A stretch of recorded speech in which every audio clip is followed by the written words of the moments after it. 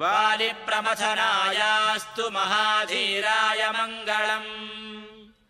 श्रीमते रघुवीराय सेतूल्लङ्घितसिन्धवे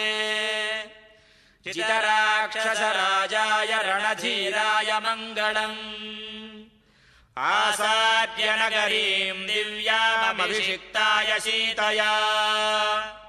राजाधिराज राजाय रामभद्राय मङ्गलम् ब्रह्मादिदेवसेव्याय ब्रह्मण्याय महात्मने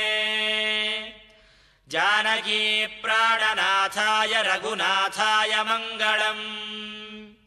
श्रीसौम्यजामातृमुनेः कृपयास्मानुपेयुषे महते मम नाथाय रघुनाथाय मङ्गलम्